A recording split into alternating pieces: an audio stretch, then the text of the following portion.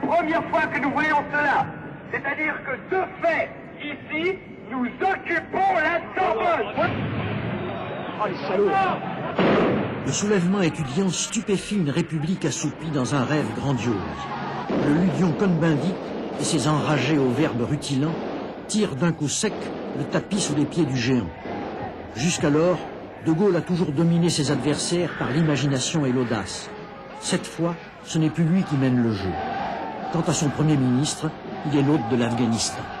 Georges Pompidou, dès son retour, a joué une carte tactique qui est celle de durer, de faire le gros dos, car il se disait, l'opinion publique qui est contre nous, donc contre nous, souvenez-vous de François à l'époque, l'opinion et de ses sondages, l'opinion publique est contre nous, il faut lui laisser le temps de réaliser ce qu'est mai 68 et où cela va l'amener. Et ça a été toute notre tactique à Matignon et à l'Élysée aussi, d'ailleurs, finalement, de faire le gros dos. C'est dans cette affaire qu'on a vu que l'Élysée n'était pas du tout outillé pour gérer ni la vie quotidienne, ni la crise quotidienne. Le grand moment de mai 68, ça a été le 13 mai, la manifestation du 13 mai 68. Georges Pompidou a eu cette réflexion, vous savez, il était souvent goguenard, ironique. Il m'a dit, ça serait comique qu'il nous faut en l'air un 13 mai. C'est drôle. Et quand la manifestation est montée jusqu'à l'enfer Rochereau et s'est dissoute, là, une partie des Spontex et autres se sont rassemblés sur la droite. Ils sont redescendus vers la Seine. Et là, on aurait eu affaire à des gens déterminés, tout était possible. Les étudiants ont allumé la mèche. Les syndicats saisissent l'explosif au vol. À partir du 13 mai, des millions d'ouvriers cessent le travail. Le 20, la France est dans le coma. De Gaulle tâtonne. Monsieur le Premier ministre, le Président de la République s'adressera-t-il aujourd'hui à la Nation? Je ne pense pas, n'est-ce pas, mais si je puis vous résumer l'opinion du Président de la République, c'est la réforme oui, la chienlit non. Le général disait que cette situation était insaisissable. Je crois que le mot était bien choisi parce qu'il ne la comprenait pas bien. La preuve, c'est que quand il a voulu la traiter, il s'est trompé de moyens. Une fois, en tout cas. Tout le monde comprend évidemment quelle est la portée des actuels événements universitaires puis sociaux. On y voit tous les signes qui démontrent la nécessité d'une mutation de notre société. J'ai décidé de soumettre au suffrage de la nation un projet de loi par lequel je lui demande de donner à l'État et d'abord à son chef un mandat. Le gouvernement police, anti-populaire, de chômage et de misère.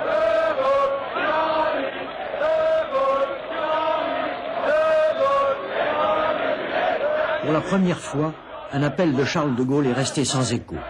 La fascination n'opère plus. Il faut bien que les gestionnaires du quotidien tentent d'en sortir par les voies les plus banales. Les concessions salariales, massivement consenties par le Premier ministre, à l'issue des négociations de la rue de Grenelle. C'est le caractère extraordinairement sérieux de la crise actuelle qui seul a permis d'aboutir à des concessions aussi importantes. Les malheureux qui ont traité, pensaient qu'ils remportaient une victoire extraordinaire sur le plan des rémunérations, et puis l'inflation leur a bouffé ça dans les 2 ans. Non, c'est plus une affaire sur laquelle on n'a pas dramatisé, ayant exclu les gens qui pouvaient dramatiser, c'est-à-dire Debré. Et le ministère des Finances, pendant 1 mois, n'a plus rien dit, n'avait plus d'opinion et ne résistait sur rien. C'était drôle, c'était pour les autres une période délicieuse. Ça coûtait cher, c'est vrai, mais enfin, il faut savoir terminer ce genre d'agitation. Enfin, il faut savoir le prix que l'on veut payer. Et Georges Pompidou disait, je ne m'égoterai pas. Si la décision consiste à apprécier les résultats d'une façon positive, à moins que l'on estime pouvoir aller plus loin à ce moment, la reprise du travail ne saurait tarder. Georges Segui, secrétaire général de la CGT.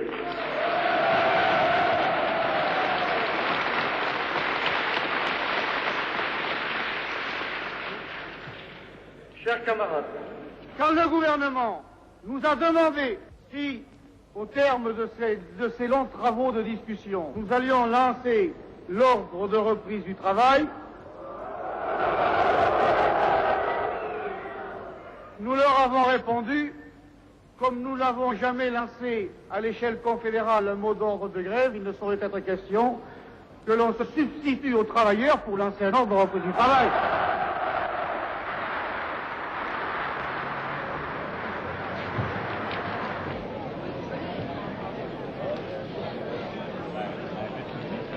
Le rejet des accords de Grenelle par les travailleurs désavouant leurs syndicats porte à son comble le désarroi de l'État, mais y a-t-il encore un État? Et surtout celui de son chef.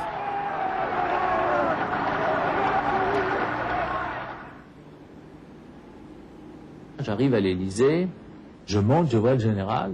En fait, il me dit, vous savez, les Français sont des veaux. Les veaux, c'est fait pour être bouffés. Qu'est-ce que je fais, la tête des veaux? Je ferais mieux de rentrer chez moi et d'écrire mes mémoires. Alors là, je me suis mis debout, au garde à vous, et je lui ai dit, ce n'est pas le gendre qui est devant vous, c'est le général commandant de la 7e division, et il a un message à vous transmettre de la part du général commandant son corps d'armée et du général commandant sa région. Et je me mets debout.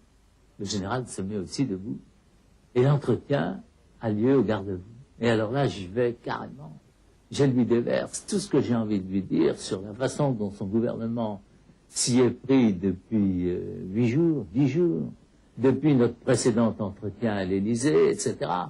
Enfin, et je lui dis, et l'armée est fidèle, l'armée attend des ordres, et l'armée ne supporterait pas que l'État continue à se laisser bafouer de la sorte.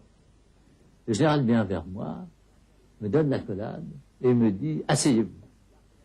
Si l'armée tient debout toute seule, eh bien, je vais agir en conséquence. Je vais commencer par aller voir Massu.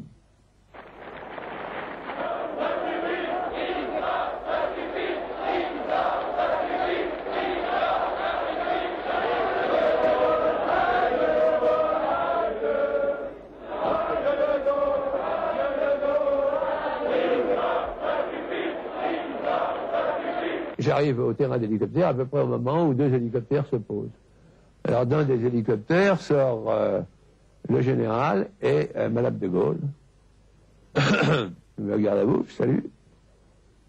Il s'avance et puis il dit, Massu, tout est foutu, les communistes ont tout bloqué, alors je viens chez vous pour voir. Alors j'ai compris tout de suite qu'il n'était pas dans son état normal, qu'il y avait quelque chose qui ne tournait pas bien, qui ne tournait pas rond. Et je me suis dit, il faut surtout essayer d'arranger les choses, mais entre nous, quoi. J'ai compris qu'il voulait rester là. Alors j'ai fait son siège pour qu'il s'en aille. Et je lui ai dit des choses assez dures. Entre autres, qu'il n'avait pas le droit de laisser tomber. Évidemment, je comprenais très bien qu'il soit fatigué de cette chienlit. Et à un moment donné, j'ai senti que ce que je lui disais lui faisait du bien parce que il m'a dit continuez. Alors j'en ai un peu rajouté, hein, et je lui ai dit que même si il devait être victime d'un nouvel attentat, ça valait quand même mieux pour son image de marque que de laisser tomber maintenant, voyez-vous. Alors, il a digéré un petit peu tout ça, et puis il m'a dit, allez chercher ma femme. Je repars. Le général, c'est pas un homme qui avait peur, si vous voulez, c'est pas du tout son style. Mais le général était un homme qui voulait pas se faire prendre aussi. Hein. Et j'ai pensé qu'il voulait pas quand même devenir l'otage de tous ces petits couillons d'étudiants, vous comprenez, que c'était quand même très important. Et qu'il fallait quand même qu'ils prennent du champ. Bon, peut-être que si ça n'avait pas été moi, si ça avait été un général lambda, les gars lui auraient dit, mais parfaitement, mon général, installez-vous, voici la résidence, et voici et qui aurait prévenu tout de suite l'ambassadeur, aurait prévenu les Allemands et tout le bazar, vous comprenez, qui aurait embarqué l'installation du général au moins pour 24 heures, ce qui aurait été une catastrophe, au point de vue de ce qu'on en aurait dit par la suite. C'était un nouveau Varenne, quoi. C'était très mauvais. Alors, d'autant plus qu'il est venu quand même avec famille et tout, quoi. Alors, il est tombé sur un gars qui l'aimait bien, et qui a pensé qu'il pouvait lui rendre service, quoi, c'est tout. En le poussant à revenir, à retourner sur Paris. J'ai envisagé depuis 24 heures toutes les éventualités, sans exception. J'ai pris mes résolutions. Dans les circonstances présentes, je ne me retirerai pas. Je ne changerai pas le Premier ministre. Je dissous aujourd'hui l'Assemblée nationale.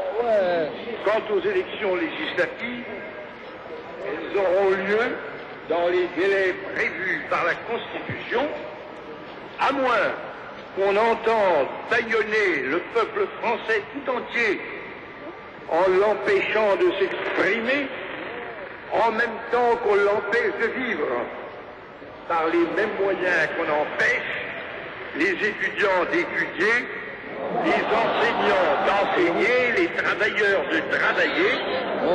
Ces moyens, ce sont l'intimidation, l'intoxication et la tyrannie. La France, en effet, est menacée de dictature. Eh bien non, la République n'abdiquera pas. Le film, soudain, se déroule à l'envers. Le 30 mai manifeste la résurrection de Charles de Gaulle. Voici l'État relevé, les citoyens appelés aux urnes, la majorité plébiscitée, l'indispensable lieutenant remercié. À Georges Pompidou est substitué Couve de Murville, reflet fidèle du leader miraculé. Mais de Gaulle ne saurait se contenter d'une restauration accomplie par d'autres. Ce sera le dernier défi.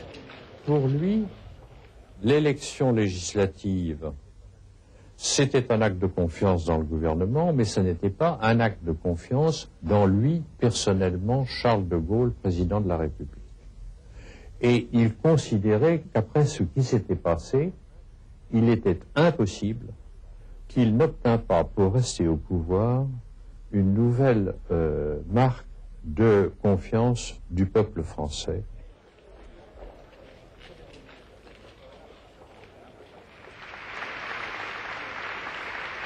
Comme cette profonde réforme concerne l'organisation de nos pouvoirs publics dans tous les domaines, nous devons soumettre le projet au peuple, qui par la voie du référendum en décidera souverainement. Et puisqu'il s'agit d'ouvrir la voie à une espérance nouvelle, nous le ferons au printemps.